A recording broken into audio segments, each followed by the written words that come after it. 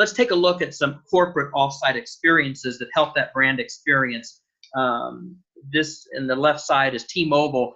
Now, I call them a pop-up shop in addition to a brand experience. When they set up a pop-up shop, they're normally also selling cell phone plans and cell phones and internet plans.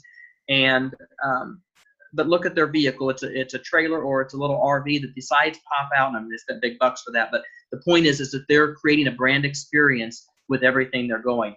This is not a very good picture on the right. That's my team, and I was the vice president of marketing for Santa's Village, and I still do media buying for them, and grew that group sales division very well, and grew the marketing department very well. But we would take an offsite. That picture just didn't turn out good on that slide. The Jeep experience is phenomenal, and a lot of you guys in those small markets, and this may have been at Allen's Fair too. I can't remember where his small rink is at, but Jeep lets you get into the vehicles and drive them around and test drive, and they set up an activity track for you to go on, and that's part of them selling Jeeps. That's why they're gaining market share all the time. They really are putting an effort into that experiential marketing.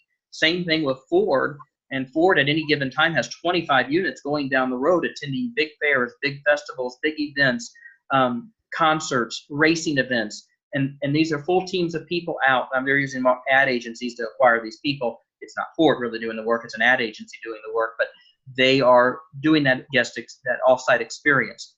So let's go, and we all can't, because we're small market. Mr. Sparkles, the king of branding, the king of PR here, phenomenal vehicle to use there. We can't all do that. I've got a mini version of that that we use in the parades, but I want to look at some examples of some other rinks, and Skate on Grand, which is up in Fox Lake, north of I don't know if it's really considered Chicagoland. It's north of Chicagoland. It's kind of in a rural area, small town, but it's close to Six Flags. Mark does a phenomenal job with his marketing. He's got Belly's Bouncies too, and I think he's got a few locations up there now in the Chicagoland market, actually. And so he co-promotes his business. This was at a park and rec show, so he's going to those events. He's going to the PTO and PTA, and it's of course we win as an organization, the RSA, but a lot of rinks aren't getting involved in those off-site experiential events, and we need to. To the right is one of our units that we use, and so we're talking about small rinks, and we're talking about not spending a lot of money, but what are you spending on advertising? What are you doing to grow your business? If you're going out and setting up a small table with a little tiny sign, you're not going to get recognizable. And you wonder why you're not relevant, because you're not acting relevant. Now, I'm not saying go out and buy a $70,000 or $80,000 car that Jeff has, or do an upgrade on one of the older cars. I'm saying spend $1,000 on a tent and a tablecloth and a backdrop, make it look great, make it have some branding, and you're going to get a result. People come to me, the radio stations in our markets that we serve come to me and say, can you design our tent? Can you do our tent? Of course, I tell them no, because I don't want to do other clients within my market, because I want to dominate as much as I can. But we stand out. I'm not sure if my competitor's on this phone call or not. I hope they're not. But we stand out. We stand out when we're up against them at an event. So, and we're on the wrong side of the tracks. We're not the newer rink. We're not the modern rink. We're the older rink. And so it is our experience that makes us different and is able to help us grow and continue our market share. Dennis has a large size market, great operator out in Washington State, but look at his branding. It's all there. Everything is coordinated. It all matches up. So that's perfecting that off-site brand experience. When we talk about marketing, though, we got to make sure that the product and service is there too. We got to make sure that the experience is there, because nothing kills a bad company faster than good marketing. Successful marketing requires that you have both a great product and great marketing. For that reason, we're focusing on customer acquisition and improving our product market experiences for today's seminar. Let's talk about the road to a brand experience and a little bit of textbook stuff here, just so everyone's up to speed. And for those of you that already are, I apologize if you're teaching you or relearning you something, but I want to make sure that all these small rinks understand, and some of them are in small towns, and so they don't get as much as this as some of us in the larger markets. Even though I'm in kind of a smaller market, I'm traveling in larger markets and doing media buys in larger markets. The more you're like, and I do this with my people, and this is my spiel when I'm doing a training also. And Shane and I have done a couple of seminars on differentiation, which I'm a true believer in differentiation. So when I'm talking about the experience, I'm also talking about differentiation. The more you're like other people, the less you're unique. The less you are like what you are capable of becoming. So I think if we want to get rich with a niche, we need to identify what that niche is. We need to be different from and better than the people we're competing with in the marketplace as we know it today. When developing brand experiences, originality is important across the board in business. So that differentiation, developing our brand experience. Let's talk about improving that brand experience through products and services. Commodities. Here's a little economics lesson. Commodities are products without discernible differences from differences one from another, which are available from multiple sources.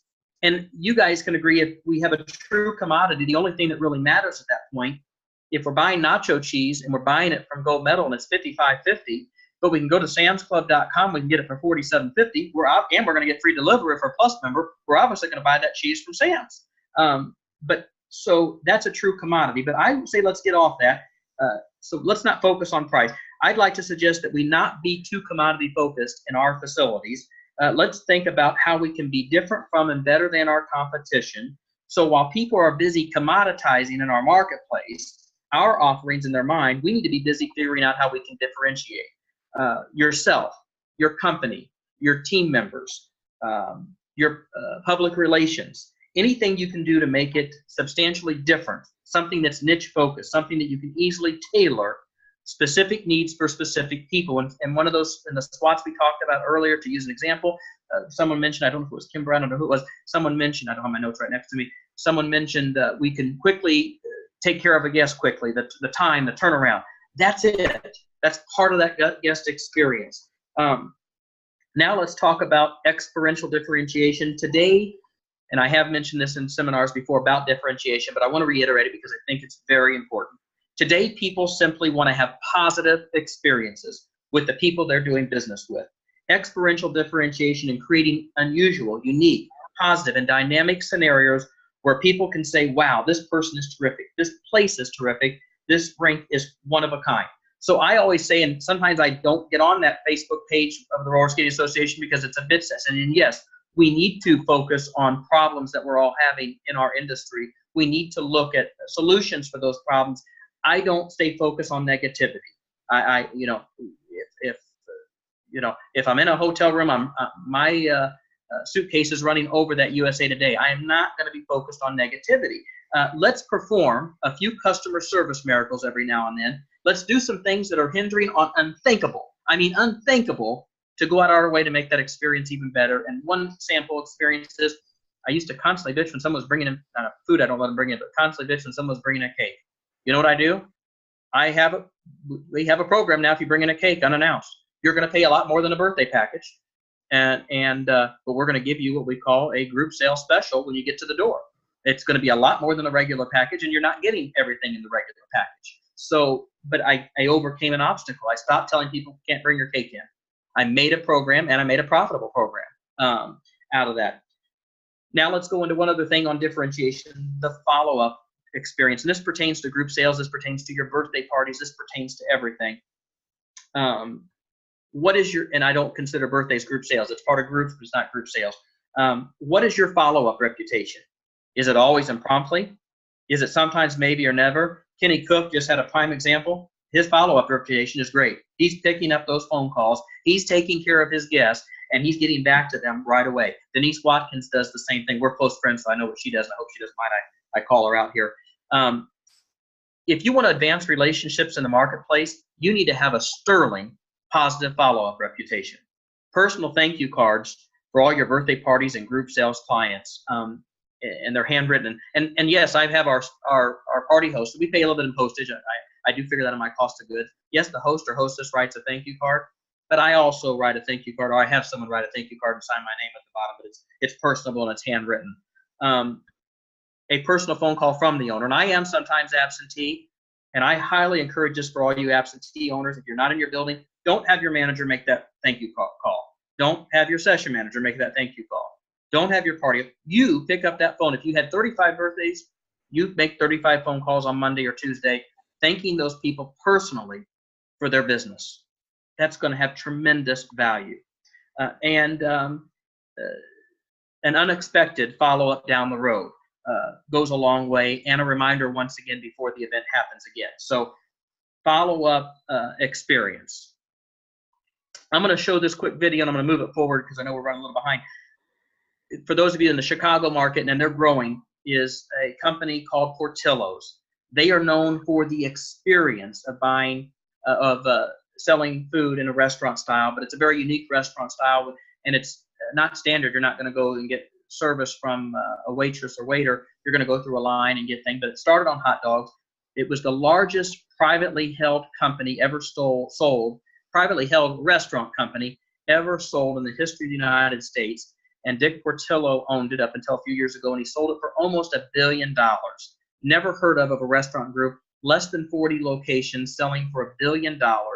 And he's still on the board, but he no longer owns the company. He's no longer the CEO, but he was very smart. He owns all the ground leases, so he's like a Donald Trump. He controls what they're doing, and I think he'd done that in case he ever had to take back over. He could go back in and take back over. So he's very in tune, whatever, and they use him as a consultant as well as they're building new stores, and they are doing growth, but he's making sure they're not growing too quickly. Let's take a look at this. And this is a comedian talking about his experience at Portillo's. Let me move it up. Can you guys hear that okay, Shane? It's kind of slow. Let me Turn it up, Rob. I'll turn it up, yeah. You're probably right. Whatever the case, here's a sneak peek of the new comedy Oh, there we go. special. I hope you guys check it out very soon. It's going to be available on Netflix. It's uncut, it's unrated, and it's going to be ready for you. That's right, people. It's running slow, I think, Rob. Oh, is it? Okay, hold on one second. Let me just give me 1 second here. Let me turn my volume up also and check my.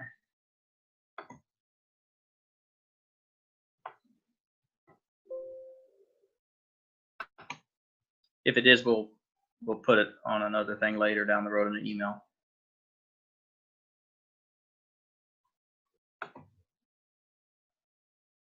Okay. I got a chance to meet some people, and they said, you know what, Gabriel, have you ever been here? Have you ever been to Chicago? Like, no, Can you hear it now? Yeah, it's running slow. Okay, let's just pass this then and go to the next thing.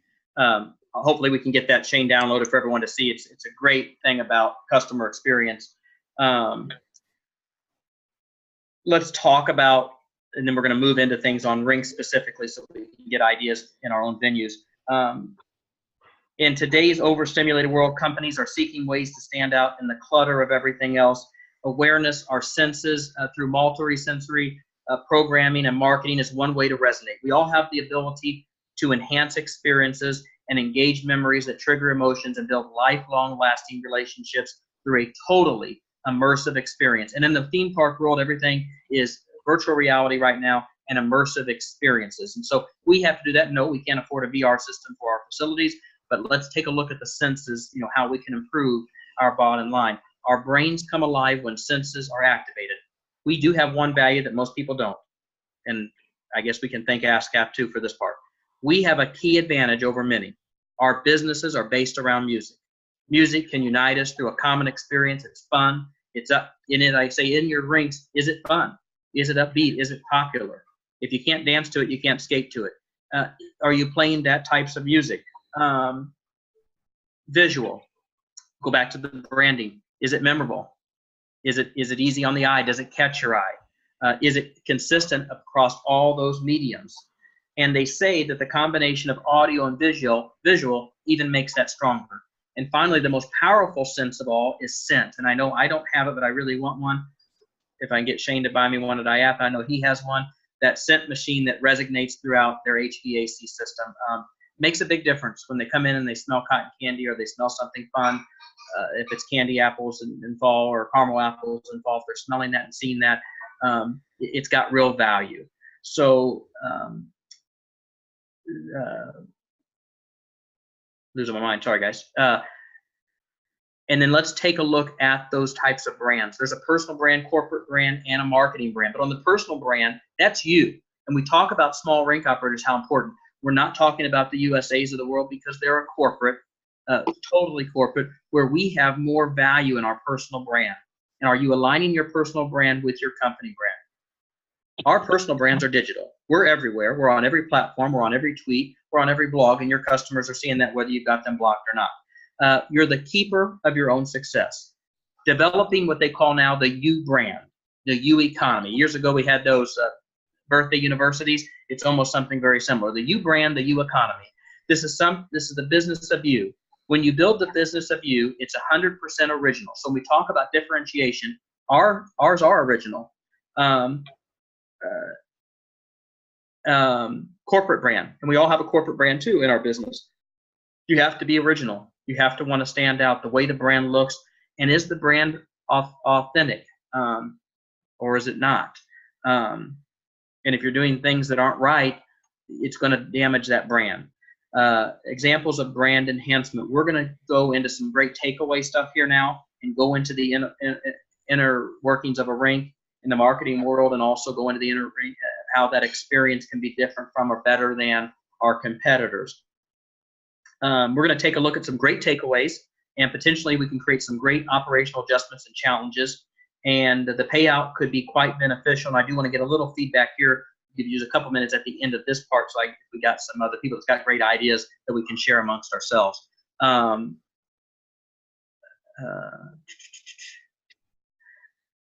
I'm going to show you a couple of things. Oh, before we go into rinks, I got 2 slides I forgot about, guys. Sorry. A brand experience in marketing, and someone kind of brought this up the other day on one of the Facebook pages, and I was responding back. Radio doesn't work in every market, and it doesn't, but it does work in some markets. But I want to go over that quickly so everyone understands. There's a lot of radio is just not going to your salesman and buying a sales kit of radio in the small market rinks, especially. But it has value, especially in small markets, because radio is stronger in small markets because they're typically behind 5 to 7 years in technology in the smaller markets anyway. So, if you've got a facility in New Jersey or you got a facility in New York City, you are not even advertising on CBS radio. You're staying clear of that. A, the price points are extremely high, and B, you're not reaching your market because they're not listening to the radio. They're on Spotify. They're on those other radio programs. But if you're in Terre Haute, Indiana, they are still listening to the radio. And I'm not saying go and invest a $20,000, $30,000, $40,000 number in radio. I'm saying if you like radio and you're getting a response, and you can't get a response directly, it takes time. Just like a direct mail piece typically takes 5 or 6 times before it starts resonating. But if you're doing radio, you want that to be maybe only 4 spots a week, 35 weeks out of the year.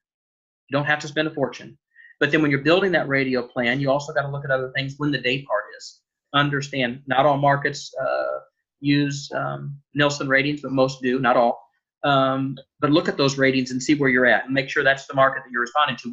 I do 2 different markets. I advertise on the top 40 station, and I do reach some parents because we've got a fairly unsophisticated community here.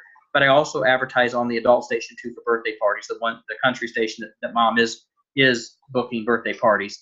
But first thing too, and I want to get that so everyone knows I'm getting off center here, but don't let the radio station ever produce your radio spot. Number 1 rule, don't ever let the radio station produce your spot, because that same guy just made 100 other spots today. You're going to get lost in the clutter, and then you're not going to know what your ROI is. Go to a production company, go to someone else, and then even me, because I buy media all over the country. If I'm buying media in Philadelphia or Cherry Hill, New Jersey, which is where that Funplex is, I'm using a guy from California on his voice, or I'm using a guy from Greece. I'm not using anyone locally in there. So let's take a look, and hopefully this plays, Shane. I'm not sure if it will. Let's see if it does. Here's a sample radio spot.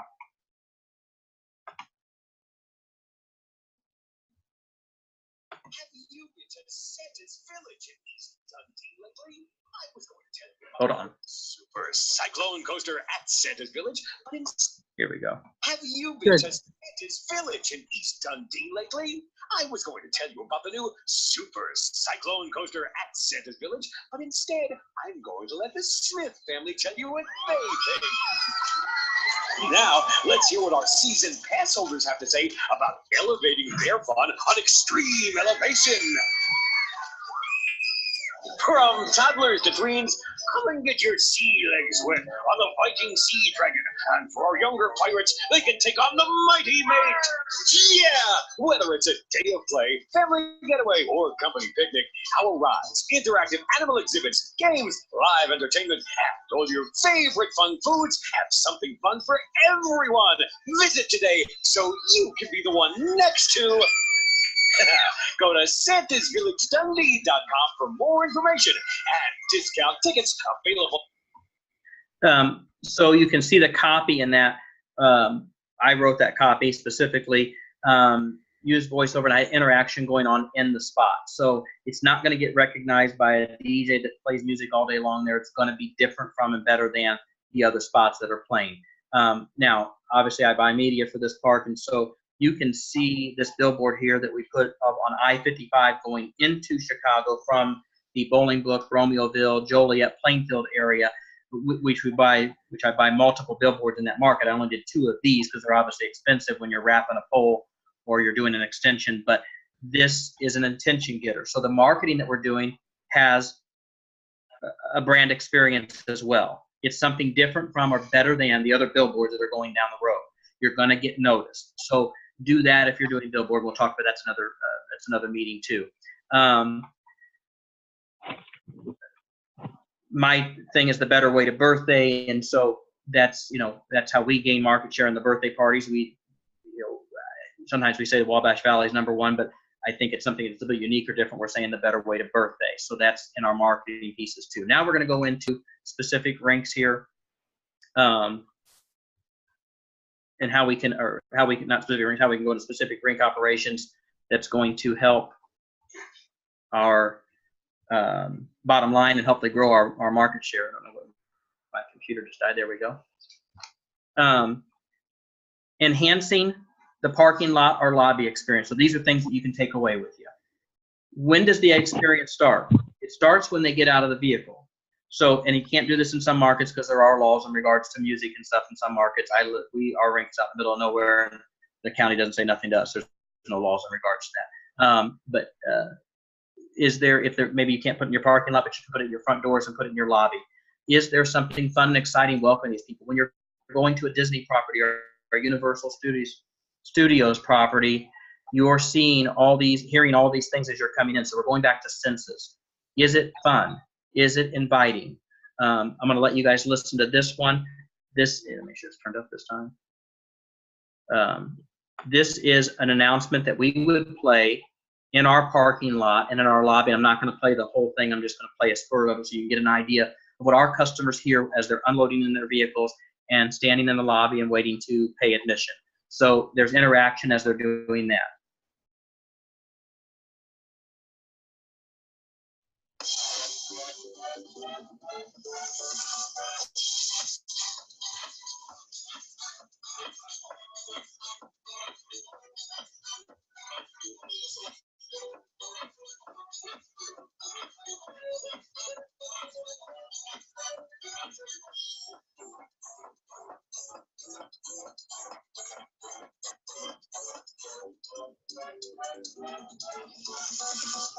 Welcome to the Wigwam Skate and Event Center, the Wabash Valley's party and...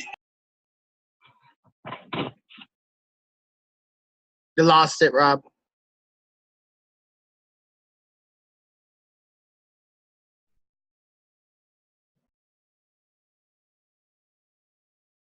You're muted. Please have your There you money. go. There we go. I'm going to move that down. That was a lobby announcement. I don't know if you guys could hear it very well or not, but it was upbeat. It was exciting. It was making you want to go skating. Yes, it went over rules and policies. In the lobby, I've got the state laws up that need to be, but I don't have a ton of no's and you can'ts and don'ts and this, that, and the other. But it's got, it has the upbeat feel about you, makes you want to come roller skate and talks to you about the attractions inside the center and what we do and things like that. So let's talk about that. Eliminating long line frustration. Say you know that you're going to have a big crowd and you're going to have a problem getting people in quickly. And like Portillo's, one of their things is people don't mind a line as long as the line moves quickly. If we know we're going to be crazy, or if I know I got a big school group and they're all arriving at one time and we're getting people in, I put a mascot out in the lobby or in the front doors. They're meeting and greeting those people. So it's taking some tension off of the idea of waiting in line. So we're changing that. It's also part of the brand experience. They're getting some interaction and engagement in the lobby. We will sometimes do two-parted tickets on their way in the door and say, hey, we're going to have a drawing later. You can keep this ticket for that. So we're making that line experience fun and exciting.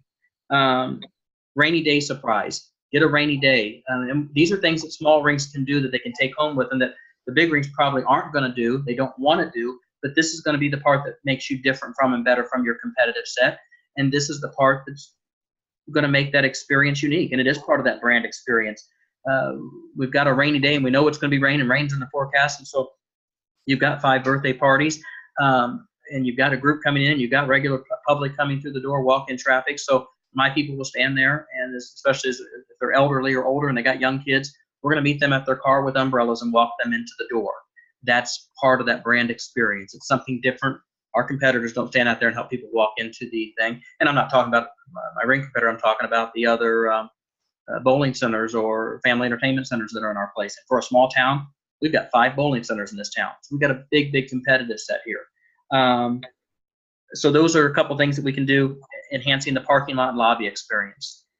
Eradicating cholesterol in the building on busy days. We all have that day. We know whether it's Martin Luther King Day or President's Day, that we know it's in our books that we always skate, in small rinks, 250, 300, 350, maybe even 400 or 500, and we know that's a big, big day for us. What are we doing to eliminate cholesterol in that building on busy days? Do you have a small mini snack bar that you can use, or a kiosk that you can sell soda pop or can pop, do pretzels and nachos, simple stuff at that other location? So you eliminate that cholesterol in the lines at the snack bar and make that experience more fun. Also mobile sales, and you're busy, and the Fun Shop's busy, and you're doing redemption too, and so you're not moving as much glow product. You have a mobile salesperson going around, selling glow product. Cotton candy. We do a cotton candy, not a mobile person, but I bring the machine out in front of the public so they can see it being made, and I normally get on the microphone, or somebody else will say, hey, that crazy guy from the carnival here is making fresh hot cotton candy just for you, just like the carnival, just like the circus. Get yours now. And so, it's building another revenue center that you didn't have. We time that so it's not affecting regular snack bar sales. We know if that session's 1 to 4, that concession is going to slow down around 3 or 3:15. Boom, that's when the cotton candy sale happens. You sold the glow sticks. You got their admission and skate rental. The snack bar's taking its downturn. Now it's time to figure out where is another revenue center. So we do it with the cotton candy experience. Now let's talk about birthday parties. And this is the most important part, because everybody in the world does birthday parties. In some markets, even Home Depot is doing birthday parties. So what are you doing to make that experience better? What are you doing to be different from or better than your competitors? Or are you just serving hot dogs and pizzas and calling it a day and putting out some pretty place settings? What are you doing to make that experience better than and different from your competitors? Where and when the party starts. The party starts with us officially when you book it, and we're very good about that follow-up reputation. We're staying on board with them. Even if you do an online reservation, you're still going to get a call from us, and we're going to welcome. And we're going to try to upsell you during that process. We're going to try to get you to get a bigger package. We're also going to try to sell you some party platters or some other enhancements. But the party starts day of event, not when they come check in at the birthday counter or the ticket window. Party starts when they pull in the lot. Our people are trained to meet and greet them at the door, and if possible, meet them at their vehicle, welcome them there personally, personal introduction, and then bring them in to get that skating party started. They'll take them to the table, and if time permits, they're going to even get the birthday child skates if it's rental, help them select that and get those on for the birthday mom and dad. So we're creating an experience that's different. These are all things for small rinks to take with you, that you're not spending a ton in advertising, you're not spending a ton in remodel, you're not spending a ton in operations, you're just doing some tweaks and changes to create an experience. Whatever you're doing to make it memorable. I'm not going to show our birthday experience when we do our birthday announcement, because it is critical to me and it is proprietary, but it is huge. When you get a birthday celebration at our rink and we do the announcement, it is huge. And yes, we stop the skating and we make that person feel special. They are getting that Disney treatment for that celebration. I had a thing I was going to play, but I'm not going to since we're having slow moving. I was going to play one from my old rink, and Ed can attest to you that's from Coach Light. I used to be at a rink in the Chicago market that I had, and we did a blow it out the ball even back then, and I played that. I was going to play it for you guys. It's 10 or 12 years old, but it's still awesome. Let's see here, moving right along. Surprise gift element, and last night, I think it was 10 or 11 o'clock at night, Amanda Christensen put something on our Facebook group. Absolutely phenomenal. She found some roller skate gift wrap, and she's putting together some knickknacks or some swag, and it's going in that box. And it's not listed in their party pack. It's something, it's a surprise element, or what we call a random act of kindness. And she's got that, and I put that in my thing. It was already there, but not the gift pack like that. But I'm certainly going to research into that starting today. You know, let's change it up a little bit. What is that random act of kindness? What is that surprise gift element that they're getting? And then, of course, at the conclusion of the party, you know, what is the outgress? Are you walking those gifts out with them to their car? You know, if you're doing those types of things, you're going to grow your birthday party business, not because of the package details, not because of price. And I always say in my differentiation speeches, and Shane can, I probably run it through his mind 100 million times, go to price last and go there very reservedly. In fact, I wish that my competitor would increase price by 20 or 30% because they're way below. And like I said, they're on the right side of the tracks. They're next to the mall. They've got the traffic going near them. I wish that they would increase their price so we could increase our price to where it needs to be. Let's talk about building the birthday party advertising. There again, back to the branding. Is it branded across all boards? Is everybody receiving birthday party messaging? Are they getting that details in their hands? One of my, you know, true heroes in this business is Marge and Jim Wall from Fort Wayne, Indiana, and I'm hoping that Kim Wall still does the same thing. I'm sure it does because it's probably embedded in his brain. Is everybody getting something in their hand when they leave that building? Is everybody getting something in their hand when they leave that building? Key. Doesn't mean it has to be a coupon. It should be probably a call to action and some sort of an offer. Doesn't need to be free, but get something in their hands as they're walking out. I do a coupon or something off or what have you. Unexpected gifts and random acts of kindness to our guests, not just birthday parties, to our guests. My mind went blank. P.F. Chang's restaurant group. They, which originally, but P.F. stands for Peter Fleming. They tied in together. He had Fleming Steakhouse. Now Outback owns that model. But they do a thing 2 or 3 times a year where you get a envelope. And they pay for a special band on it. So if you pull that envelope open, the offer is invalid.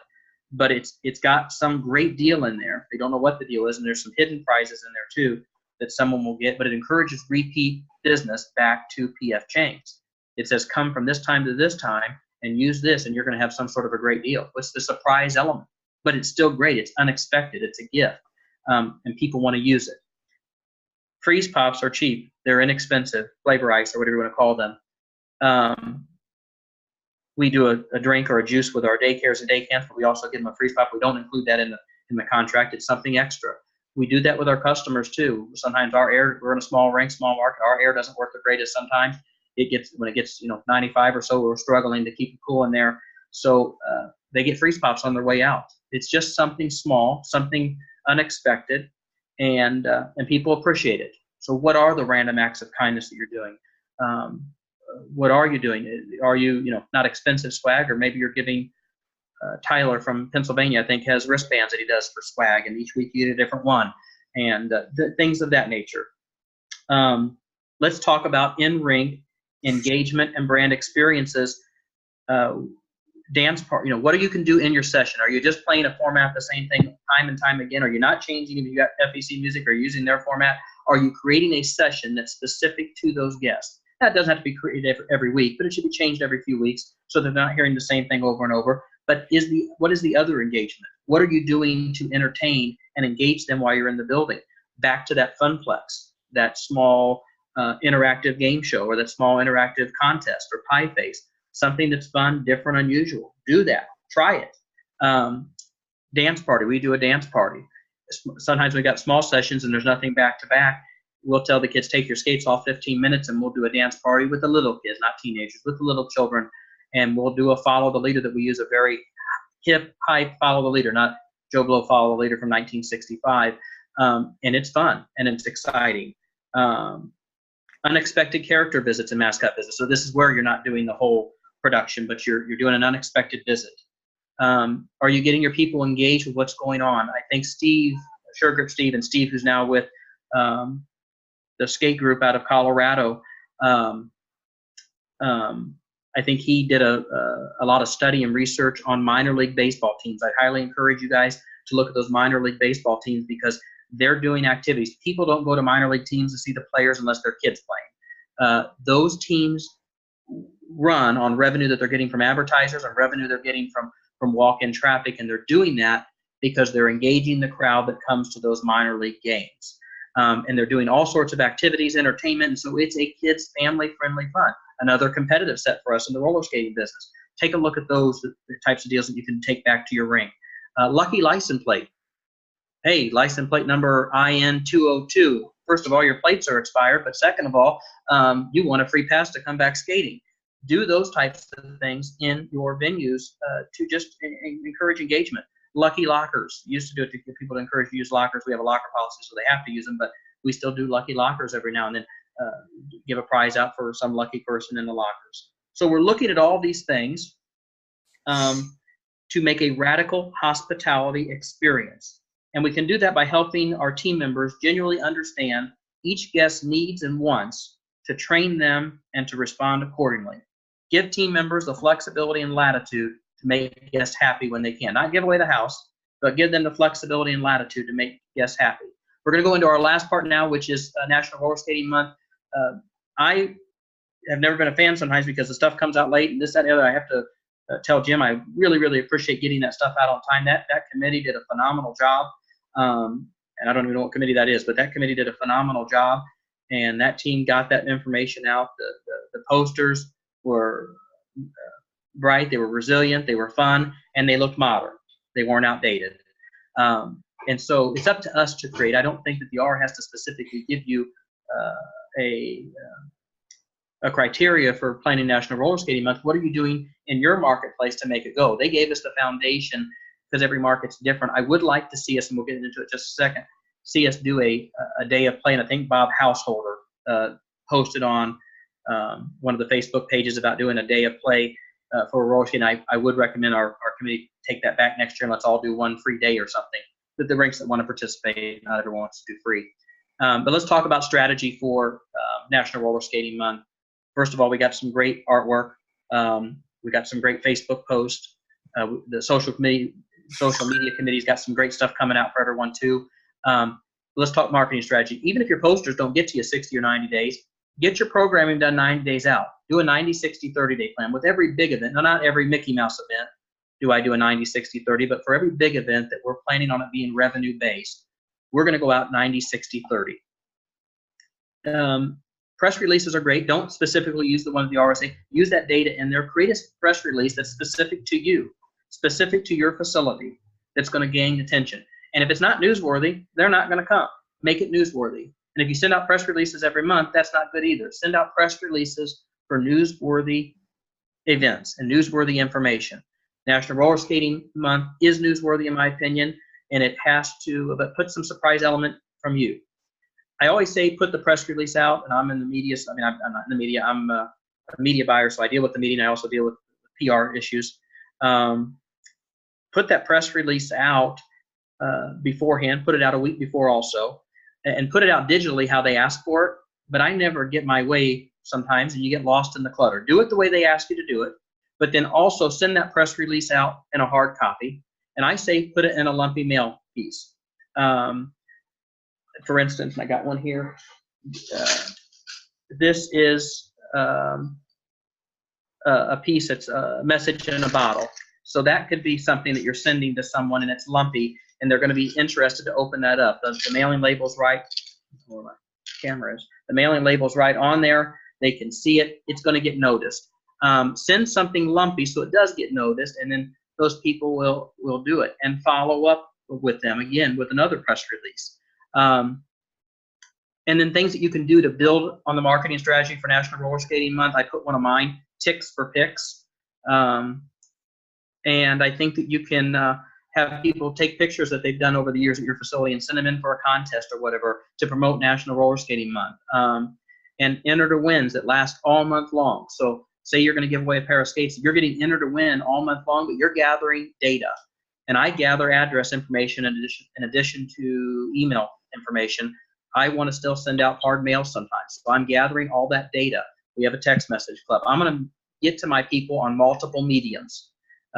Email blast, mailer, and I won't do this for just National Roller Skating Month, but if I'm doing a promotion, I'm going to get an email blast, you're going to get a mailer, you're going to get a text message, and you're going to get internal messaging and internal flyers as well. Affordable advertising that small rinks can do, that doesn't cost a fortune, that's going to have huge volume of return, not just for National Roller Skating Month, but for all events. Mommy bloggers.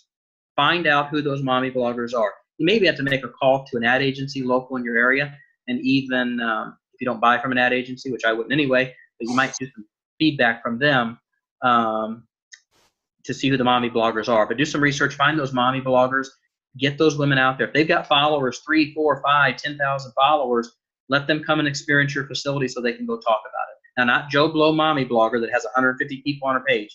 Get away from her. Go to someone that's credible and get that. Facebook groups. There's neighborhood Facebook groups. There's mom groups on Facebook.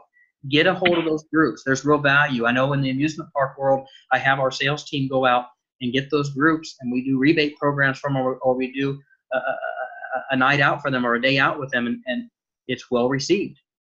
Sometimes you got to join those groups. It's hard for me because I don't have any kids that I know of, but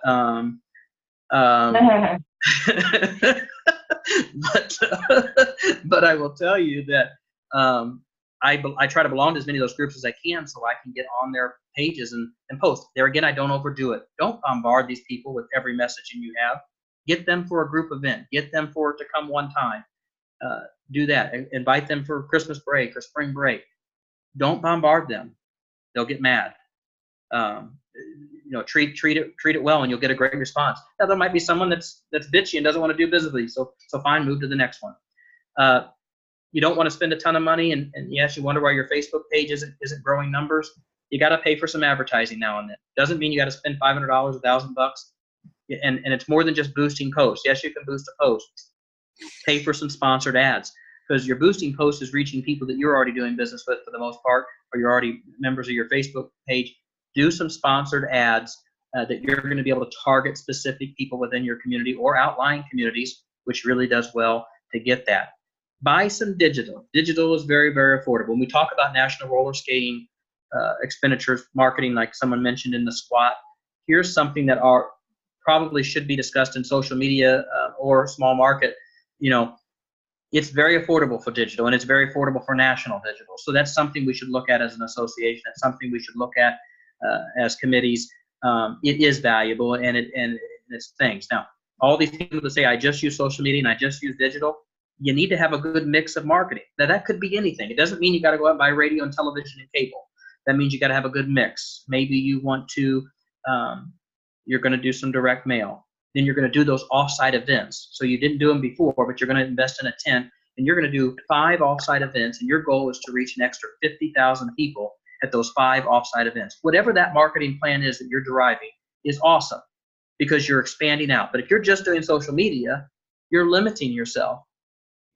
Try a couple of things. Do it within budget. We are a small market rink. We don't have a ton of money, but we put what we need to into traditional advertising. Traditional advertising still has value. It is tougher for the people like Ed and Sandy that are in Chicagoland, because you guys are paying top dollar for marketing. They've got a program where a guy goes out and sells tickets for them, and it does real well. And then geo-targeted ads too. If you are doing paid ads, whether it be cable or billboard or whatever, are you geo-targeting some digital to those areas as well? So those are things to look at, and I think the social media committee is going to go over some of those too. So let's take a look at National Roller Skating Month again through the lenses of someone else. Shane came up, I believe, with free skating lessons. We're going to do that and take it and run with it. We're going to do free skating lessons before our Thursday night session, no charge whatsoever, first come, first serve. It's already on the marketing calendar. It's already been promoted. And so Thursdays, we will be doing free lessons for everyone. They can stay for the session free as well if they take the lesson. they can stay for the session for free as well. So that's, we're going to push that to push our skating. Let's look at some examples of highly publicized events. Some had some good PR, some had some bad, but even bad PR is good PR. Denny's Super Bowl Grand Slam originally, I think that was 10 or 11 years ago. They still do a day of Grand Slam. I don't think it's on the day after Super Bowl anymore, but they still do a day of Grand Slam. It's phenomenal for them. Lines out the door. It's just exposure. And so I look at this where Bob Householder had that idea for all of us to do a free day. If we can get that out and we can push it, not only on social media, but in all of our other advertising. So if we're all doing a direct mail piece, or you're a part of that coupon mailer, and you put that date in there, hey, this is the day, and we push it on all our mediums and our email, it's going to have value. So we should consider that and look at that as a team or as a group or as an organization. Build-A-Bear had that pay your age. It was a debacle for them operationally, absolutely a debacle. But guess what? They got covered on the top 100 medias in the world. So it was a debacle for them operationally, and they couldn't handle it. They had to do some heavy rescuing. But who wouldn't mind getting, nobody got killed, nobody got hurt. It wasn't a big knockout, drag-out fight in your parking lot like some rinks have. It was positive still. It just said they couldn't fulfill their promises. But they got hit on media, and they had the biggest quarter they had ever had in the last 3 years. So excellent promotion when we talk about national events. Types of promos. Give something of some value. Yes, we can give a free day of skating or whatever. Maybe it's a month long where they're signing up and you're grasping that data. So for me, when I'm giving away a prize, it's all in the data that I'm receiving. I know that I'm going to get email information. I know I'm going to get address information. I know I'm going to get telephone number information. And so it comes at a value. And I'm not going out and buying that list. It's people that want my information. So win free skating for a year. Partnership marketing, we talked about that in the SWAT. Are we partnering with our fast food people? And every market's different, so we can't get that program across board because every market's different, every region's different. But we can do it regionally. It can happen regionally. I think Sandra from Orbit and Palatine, she for years did try to do a group advertising, and it worked very, very well for many years, but people kind of just dropped out. But she had some great partnerships. But let's talk about partnership marketing with other businesses, other organizations, and where that value is. And then educational. If you've got a great relationship with the school system already, I do something that tell us why your mom rules. And all the schools embrace it. They all write an essay. Why their mom rules. It's not for National Roller Skating. Not to tweak something, do some twists and turns and make it for National Roller Skating. And so it's for Mother's Day for us. And someone wins a Mother's Day prize pack from us, but the schools are all involved because it's educational. And we're getting publicity out in the schools. Why my mom rules. Guys, that's going to wrap it up. I'm going to turn it back over to Shane. Thank you for your time. I know we ran a little over, but I hope there was some valuable information for everyone. And if you've got comments or complaints or you think I didn't hit something, let me know on that email as well. Thank you. All right, thank you, Rob. Great job, man. I'm sure the room would be clapping right now if we were all together. But good job. Thank you so much. We're getting ready to wrap this up, but I just want to say a couple comments about the small market rinks. Small market rinks in this committee is only going to work unless we work together as a committee. So we had a lot of people on this call today. Great turnout. Next time, I'd love to double that number. The only way that it will work is if you tell your friends to get on this call and engage. This is a grassroots effort. It takes everybody participating to help bring your friend, your neighbor, your competitor rink up just a little bit more, a little bit to the next level. That's what we're trying to do here. Our next meeting will be November 14th. These are bi-monthly meetings, so every other month we will have one. We will be lurking on our SWAT and hopefully have some information about our SWAT on that November 14th meeting. If you guys have some information or anything that you would like to know or we can help with, our door is always open at the Small Market Rink Committee. I'd like to thank Rob once again, all my committee members for all their work for making this happen. And we will see you guys on November the 14th. Thank you guys so much. Thanks for helping us kick off this inaugural Small Market Rink Live, and we will see you soon. Take care, guys.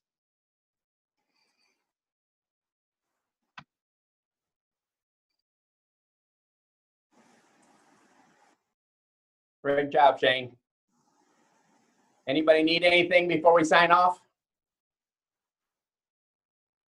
Great job, guys. Yeah. Ed stayed the Including whole you, time. Jim. We watched Ed. You stayed the whole time, so you did good. Hey, thank you guys. I even gave you a view of my what I'm looking at. You guys are all in building. Yeah, I'm I saw outside that. the Yeah. lake. Look at the dog. Yeah, that's a heck of a cable. Yeah, Wrigley misses you, Rob. I missed it Looking too. at you, she's like, "Oh no!" Thank Okay. you so That much, was a great guys. job. Great job, guys. That was really, really good. I'm looking forward to the next one. Good. Thank you. As Rob said, our prayers will be with everybody in the storm. So keep up to date with the storm. Yeah, be careful, Shane. Be wise. Thank you. Prayers And be with you. everybody's gone, but this is recorded and it will be available on the website. Somebody missed it. Okay, great. I know Bye-bye. Sandy wants to see it. Sandy was Hey. upset she couldn't see it. Hey, Shane.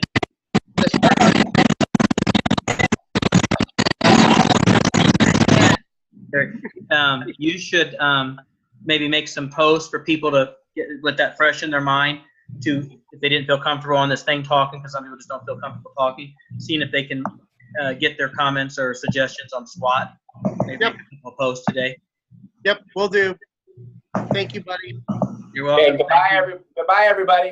All right. Thanks, Jim. Thanks, RSA. Thanks, Angela. How do I stop this thing?